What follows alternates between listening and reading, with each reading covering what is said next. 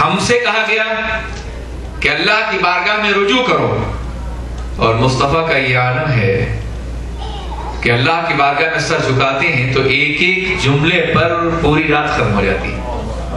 آپ نے سنا ہوگا، مشہور روایت ہے، مجھے شاید سنا ہو، لیکن زندہ خواہی داستن گر داغ ہے سینہ را، گاہے گاہے باز ہاں یہ قصہ پارینہ را۔ لیکن یہ قصہ پارینہ حدیث کبھی قصہ پارینہ نہیں بن سکتی، وہ زندگی ہے، حیات کی رگوں کے ساتھ دھڑکتی ہے دل کے اندر۔ تو آپ اندازہ فرمائیں، اللہ کے رسول قیام فرمائیں اور پھر سجدے میں سر رکھتے ہیں، اور پوری رات زبان پر ایک جملہ جاری ہے، وَإِن تُعَذِّبْهُمْ فَإِنَّهُمْ عِبَادُكَ۔ اے اللہ تو انہیں عذاب دے گا تو یہ تیرے ہی بندے ہیں۔ صرف ایک جملہ پوری رات۔ اور جب سفیدہ سحر نمودار ہوا تو سرکار نے سجدے سے سر اٹھایا، دامن بھیگا ہوا تھا، داڑھی تر تھی۔ وَإِن تُعَذِّبْهُمْ، اگر تو انہیں عذاب دے گا تو یہ تیرے ہی بندے ہیں۔ کبھی آپ نے سوچا کہ اس جملے کی گہرائی کیا ہے اور تاثیر کیا ہے؟ میرے عزیز، آپ کے بچے نے کوئی غلطی کی، آپ نے ہاتھ اٹھایا مارنے کے لیے، اور میں نے کہا رک جائیے خان صاحب، آپ ہی کا بچہ ہے، اور جہاں جذبہ ابوت بیدار ہوا آپ نے ہاتھ روک لیا۔ ہم سے گناہ ہوتے، مشیت سزا دینا چاہتی ہے، مگر سرکار فرماتے ہیں اللہ یہ تیرے ہی بندے ہیں، یہ تیری ہی بنائی ہوئی تصویر ہے، یہ تیرا شاہکار ہے۔ اور کوئی بھی آرٹسٹ اپنے آرٹ کو خراب تو نہیں کرتا ہے، کوئی بھی فنکار اپنے فن کو ٹوٹتا ہوا تو نہیں دیکھتا، تو خالق ہے، تو انہیں جہنم میں کیسے بھیج دے گا؟ مولا یہ تیرے بندے ہیں۔ رحمت الہی کو طلب کرنے کا اس سے زیادہ مؤثر ذریعہ اگر ہو تو دکھا دیجئے ہمارے لیے، آپ کے لیے۔ پوری رات وَإِن تُعَذِّبْهُمْ فَإِنَّهُمْ عِبَادُكَ، جناب عیسیٰ نے بھی کہا تھا مگر ایک بار، اور یہاں پیغمبر پوری رات کہتے ہیں اگر تو انہیں عذاب دے گا تو تیرے ہی بندے، مولا تیرے بندے ہیں، یہ جہنم میں نہ بھیج، یہ تیرے بندے ہیں، مولا ہمیں جہنم میں نہ بھیج، تیری بندے، تیرے حبیب کی زبان پر ہم کو تیرا بندہ کہا گیا ہے مولا، اپنی ربوبیت اور اپنی معبودیت کا صدقہ ہمیں عطا فرما، تو معبود برحق ہے، ہمیں نہ بھیج۔ پوری رات اس طرح کی کتنی ہی روایات۔ ایک اور روایت سماعت فرمائیے، اللہ کے رسول سجدے میں ہیں اور صرف ایک جملہ بظاہر مکمل نظر نہیں آتا، ارشاد فرماتے ہیں اللہم امتی امتی، یا ربی امتی امتی، اے اللہ میری امت میری امت۔ مبتدا ہے مگر خبر نہیں ہے، امت کیا ہے، جملہ مکمل نہیں ہے، اے اللہ میری امت میری امت۔ پوری رات گزر جاتی ہے یہ لفظ زبان مبارک پر، اللہ جناب جبرائیل کو بھیجتا اور کہتا ہے جاؤ میرے نبی کیوں اس قدر پریشان ہے؟ کیا اللہ نہیں جانتا تھا؟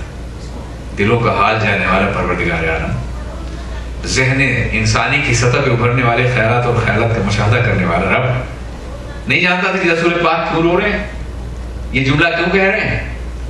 مگر جبریل کو بھیجا گیا تاکہ وہ دیکھیں، بیان کریں، اور پھر یہ امت تک یہ درد رسول کا پہنچے۔ وہ آتے ہیں بارگاہ رسول میں، کھڑے ہوتے ہیں، یہ جملہ سنتے ہیں، واپس جاتے ہیں اور کہتے ہیں اے اللہ تیرا محبوب اپنی امت کے بارے میں بہت غمزدہ ہے۔ اللہ فرماتا ہے جاؤ میرے محبوب سے کہہ دو کہ میں ان کی امت کے بارے میں ان کو راضی کروں گا۔ سرکار نے سنا، سجدے سر اٹھا اور فرمایا اذن لا ارضى وواحدا من امتی فی النار، تب تو اے اللہ میں اس وقت تک راضی نہیں ہوں گا جب تک میرا ایک امتی بھی جہنم میں جائے گا۔ بڑی خوشی ہو گئی ہوگی ہم لوگ سرٹیفکیٹ تو مل گیا سرکار کی بات کر۔ سرکار فرماتے ہیں اگر تو یہ کہتا ہے مولا کہ میں تجھے راضی کروں گا، خدا کی رضا چاہتے ہیں تو عالم خدا چاہتا ہے رضا محمد، تو پھر میں تو راضی ہوں گا ہی نہیں۔ کیا ناز بندگی ہے قسم خدا کی، ایک بندہ اپنے رب سے کہہ رہا ہے میں راضی نہیں ہوں گا۔ جب تک میرا ایک امتی جہنم میں رہے گا، بلا شبہ یہ صحیح ہے کہ ان کا کوئی امتی جہنم میں نہیں رہے گا، مگر امتی بن کے تو دکھاؤ، ثابت تو کرو کہ تم امتی ہو۔ کیا تم امتی کے لفظ کو ڈیزرو کرتے ہو اپنے لیے؟ امت کے معنی جماعت کے ہوتے ہیں، گروہ کے ہوتے ہیں، قوم کے ہوتے ہیں۔ ایک سیاسی لیڈر سے بغاوت کرو تو اپنی جماعت سے نکال دیتا ہے، باپ سے بغاوت کرو تو آگ کر دیتا ہے، ماں سے بغاوت کرو ٹھوکر مار دیتی ہے، فوج سے بغاوت کرو کورٹ مارشل ہو جاتا ہے، فیکٹری سے بغاوت کرو نوکری چھن جاتی ہے۔ یہاں رات دن بغاوت ہو رہی اور پھر بھی دعویٰ ہے کہ امتی ہیں۔ یاد رکھو، امتی اگر ہو تو جہنم میں نہیں جاؤ گا، سرکار نے ذمہ لے لیا ہے، مگر امتی بن کے دکھاؤ، امتی کہلانے کے مستحق بن جاؤ، امتی کا ایسا چہرہ بناؤ، امتی کسی شکل بناؤ۔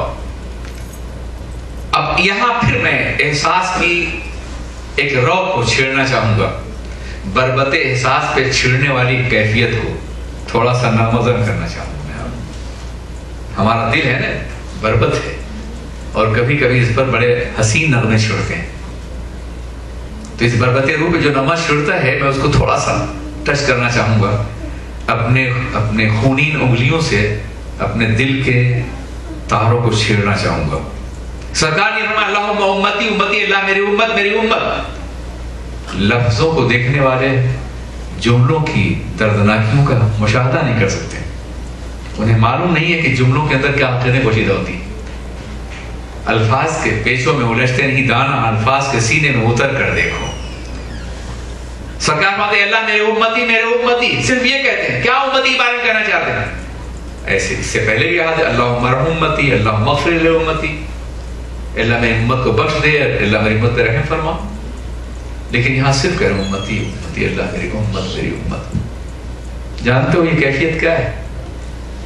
میں ایک مثال کے ذریعے سمجھا۔ ایک ماں ہے جو اپنے بچے کو لے کے سو رہی ہے اور بچہ بیمار ہے، ڈاکٹر آتا ہے اور ماں کہتی ہے کہ ڈاکٹر میرا بچہ بیمار ہے، کھاتا نہیں ہے، پیتا نہیں ہے، روتا ہے، سوتا نہیں ہے، پیٹ میں درد رہتا ہے، دست ہوتا ہے، یہ ہے اور وہ ہے۔ ڈاکٹر سب سنتا ہے اور دوا دے دیتا ہے اس کو، بہت تفصیل سے ماں بتاتی ہے۔ لیکن اگر ڈاکٹر اس وقت پہنچ جائے جب بیٹے کے بچے کے چہرے پہ موت کی ہچکیاں آ رہی ہوں، تو ماں یہ نہیں کہے گی میرا بچہ بیمار ہے، دست آ رہا ہے، بخار آ رہا ہے، ماں کہے گی ڈاکٹر میرا بچہ میرا بچہ۔ اس کے علاوہ کچھ نہیں کہہ سکتی۔ درد جب بڑھ جاتا ہے تو ایک ایسا مقام آتا ہے کہ جہاں اظہار درد کے لیے جملے نہیں ملتے۔ پیغمبر اعظم جو اصفور عرب ہے، جن کی زبان پر قرآن بولتا ہے وَمَا يَنْتِقُ عَنِ الْهَوَىٰ إِنْ هُوَ إِلَّا وَحْيٌ يُوحَىٰ، اس قدر قرب محسوس کرتے ہیں، فرماتے ہیں اللہ میرے امتی میرے امتی۔ تو ہم رات یوں ہی گزارتے ہیں، ہم سے تو 5 وقت نماز کا مطالبہ کیا گیا، وہ رات بھر سجدہ کرتے ہیں۔ ہم سے 5 وقت کا ان پہ تہجد بھی ضروری ہے، فَتَحَجَّدْ بِهِ نَافِلَةً لَكَ عَسَىٰ أَن يَبْعَثَكَ رَبُّكَ مَقَامًا مَحْمُودًا۔ تو پتہ یہ چلا کہ دنیا کے مقننین میں تنہا پیغمبر اعظم کی وہ ذات ہے کہ ہم سے جو کہا گیا ہے اس سے ہزارہ گنا خود بڑھ کر کے نبی کی زندگی دنیا میں پیش کیا ہے۔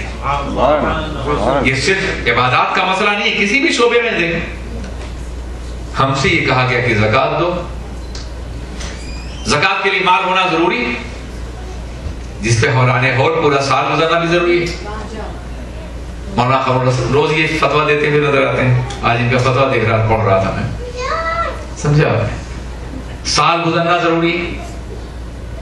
میرے عزیز ساتھیوں، پیغمبر اعظم نے قانون دیا کہ 2.5% 2.5% زکوٰۃ دو، مگر پیغمبر اعظم کے پاس خود کبھی اتنا پیسہ نہیں رہا کہ وہ زکوٰۃ دیں۔